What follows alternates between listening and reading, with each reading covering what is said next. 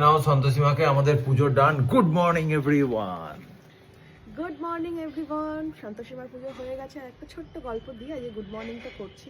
সেটা হচ্ছে এক ভদ্রলোক এক বরফের ফ্যাক্টরিতে কাজ করতেন।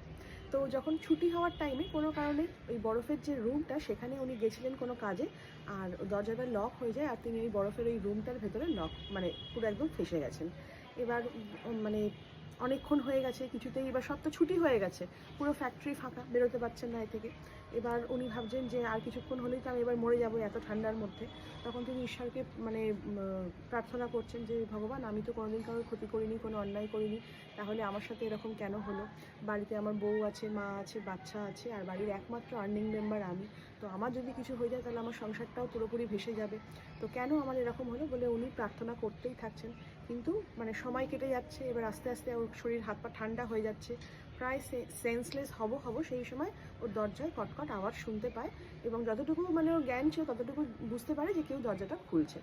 এবার সেই যে ফ্যাক্টরি যে ওয়াচম্যান, ও কী করে, ওই মানে হয় না পুরো যখন মানে দেখে কেউ কোথাও কোনো প্রবলেম হয়েছে কিনা, তখন ওই চাবি দিয়ে দরজার লকটা খোলেন এবং ওখান থেকে তাকে উদ্ধার করেন।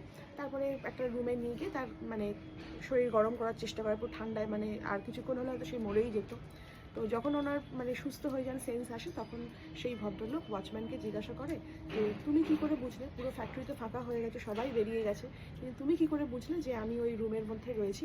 তখন বলছে যে বাবু, এই ফ্যাক্টরিতে আমি 20 বছর ধরে কাজ করি, আর প্রতিদিনই মানুষ এখানে ঢোকে বেরোয়, কেউ আমাকে কোনোদিন কিছু বলে না, কিন্তু একমাত্র আপনিই মানুষ যে প্রতিদিন ফ্যাক্টরিতে ঢোকার সময় রাম রাম বলে ঢোকেন আর বেরোনোর সময় রাম রাম বলেই বেরোন। আজকে সকালবেলা আপনি যখন ফ্যাক্টরিতে ঢুকেছেন তখন আমাকে রাম রাম বলেই গেছেন, কিন্তু বেরোনোর সময় আপনি রাম রাম বলেননি। তাই আমিও ফ্যাক্টরিতে মানে তন্ন তন্ন করে খুঁজছি যে আপনি গেলেন কোথায়। তারপর তখন আমার মাথায় এলো এই বরফের চেম্বারের কথা। ওই জন্য আমি চাবিটা খুলে দেখলাম যে আপনি এখানে ফেঁসে গেছেন।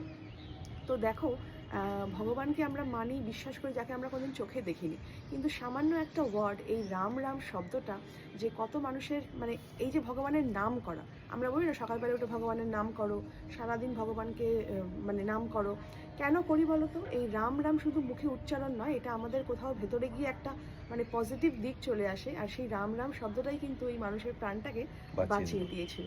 তো এটার মধ্যে একটা শব্দের মধ্যে কিন্তু অনেক জোর থাকে। আমি যেমন করি হর হর মহাদেব, ওম নমঃ শিবায়, আমি সবসময় ওম নমঃ শিবায়টাই বলতে থাকি। ওই জন্য ঠাকুর আমাদের সাথেই থাকে। যে কোনো ওয়ার্ড মানে যেটা হচ্ছে আমরা ভগবান যে যাকে মানে মনে করছি, যে যে ভগবানকে আমরা বিশ্বাস করি না কেন, বিশ্বাস দিয়ে যদি তুমি সেই নামটাকে উচ্চারণ করো, তার মধ্যে একটা বিশাল পাওয়ার আছে।